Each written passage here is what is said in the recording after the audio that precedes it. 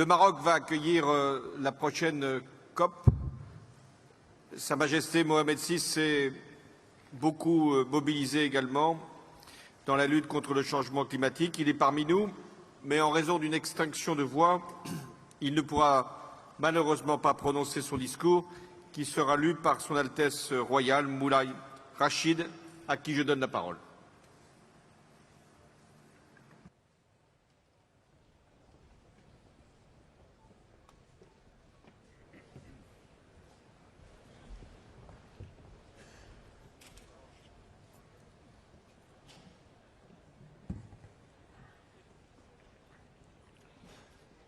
Monsieur le Président, Monsieur le Secrétaire général de l'Organisation des Nations Unies, Excellences, Mesdames et Messieurs, Sa Majesté le Roi Mohamed VI, que Dieu l'assiste, m'a fait l'honneur de prononcer en son nom le discours royal à cette 21e conférence des parties à la Convention cadre des Nations Unies pour les changements climatiques.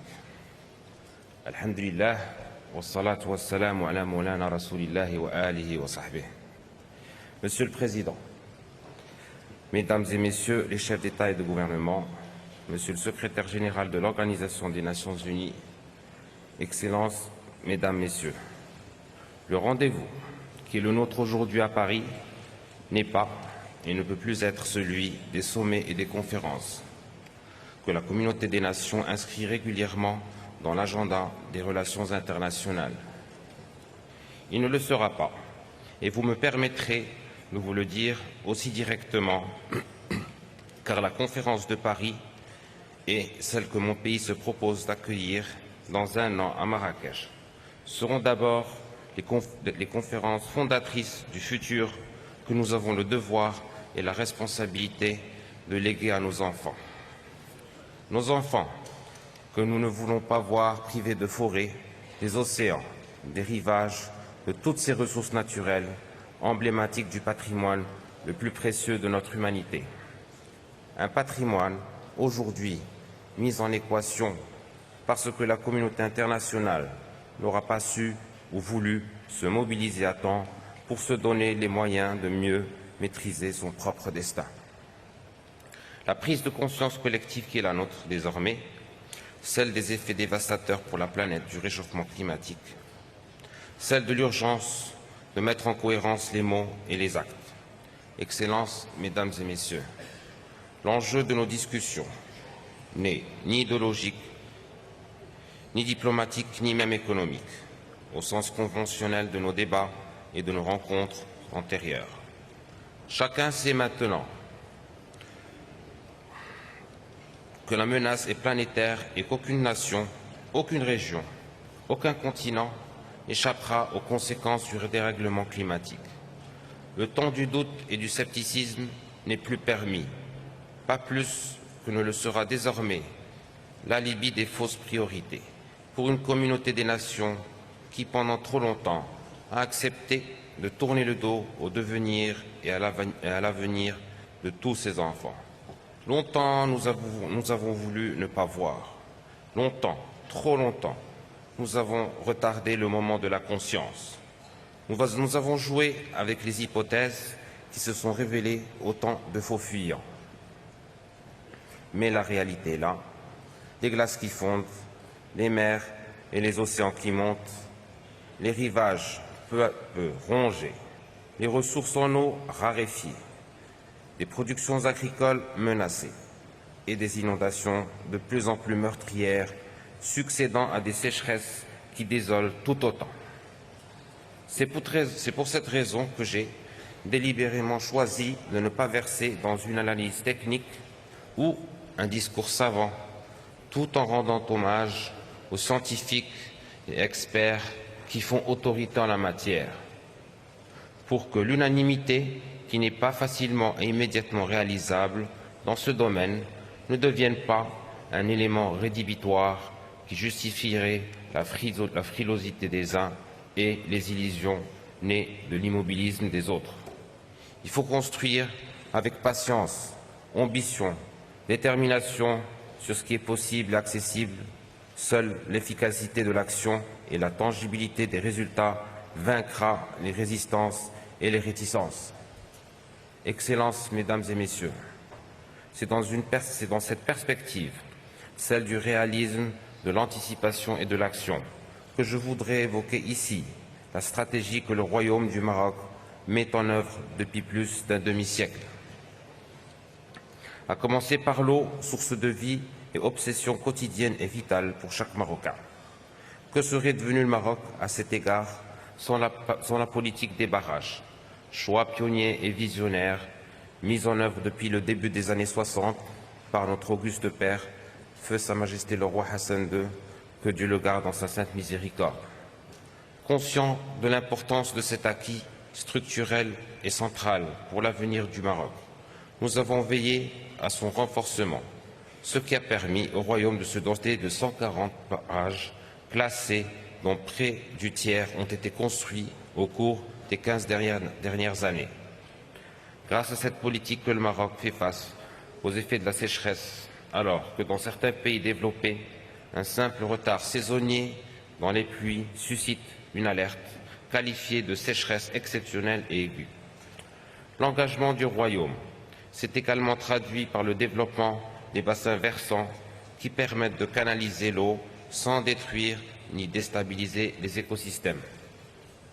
Le Maroc a en outre mis en place et défendu, non sans difficulté, lors des négociations avec ses partenaires, une politique de pêche responsable pour protéger ses ressources halieutiques.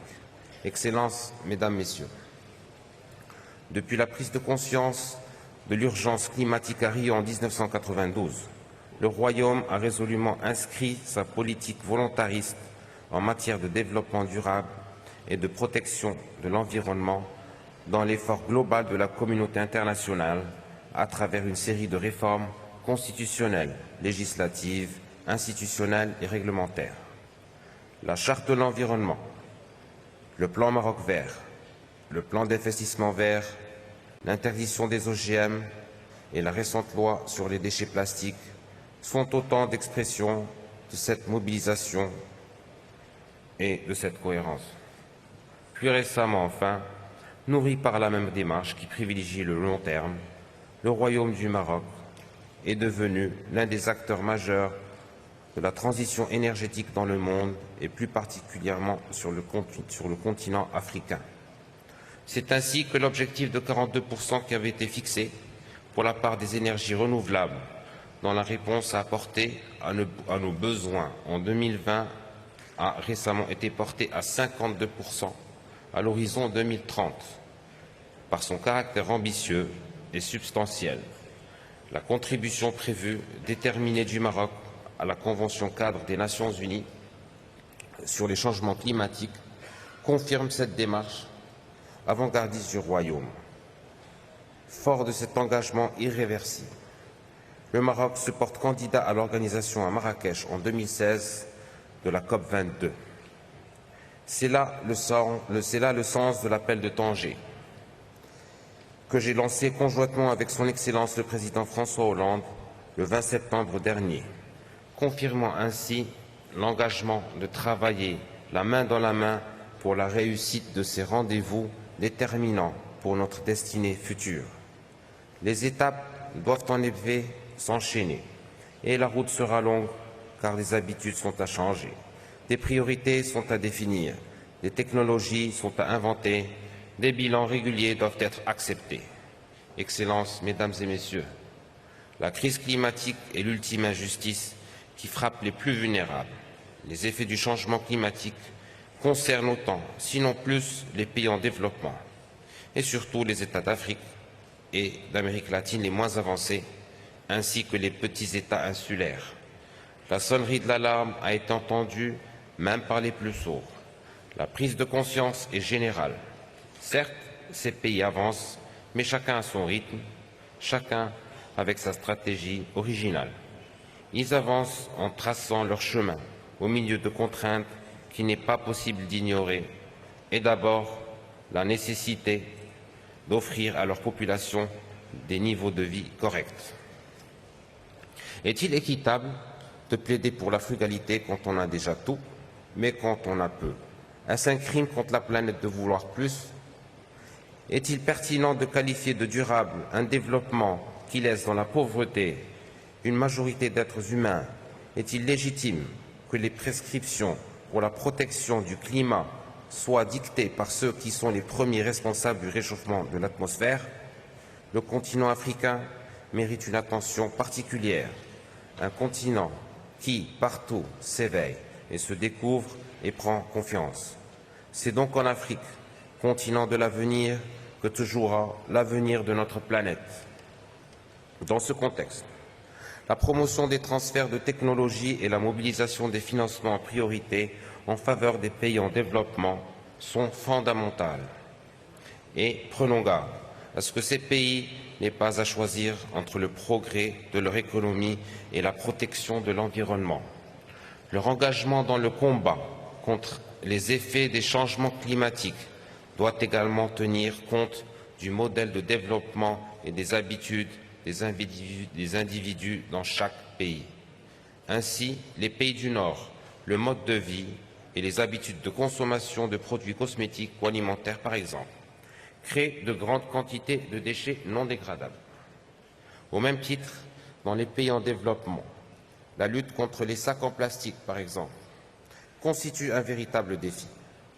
Les gens ne pensent pas à détruire ces sacs, mais plutôt à les remplir. Pour subvenir à leurs besoins, il s'agit là d'une question d'éducation. C'est pourquoi, dans un cas comme dans l'autre, une réglementation contraignante est nécessaire. De même, la lutte contre les déchets ne doit pas être synonyme de technophobie, d'un rejet du progrès ou d'un retour vers l'âge de pierre.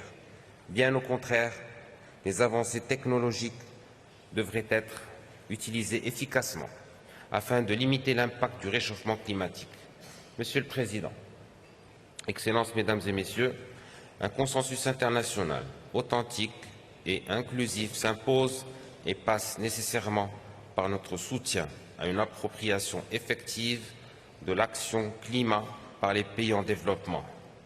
La conférence de Paris nous offre l'opportunité de consolider un instrument juridique global, opérationnel, équilibré et universel qui permettra de limiter le réchauffement climatique en deçà de 2 degrés Celsius et de tendre vers une économie décarbonée. Je voudrais conclure en souhaitant le plus grand succès à cette conférence et en remerciant le président François Hollande et la France pour leur engagement et leur mobilisation pour faire de la COP21 le rendez-vous réussi de l'histoire et de l'espoir. Le maintien et le succès de cette conférence constituent le plus grand hommage que l'on pourrait rendre aux Françaises et aux Français meurtris par le terrorisme abject. C'est la meilleure réponse à l'obscurantisme et aux ennemis de l'humanité. Wassalamu alaikum wa rahmatullah.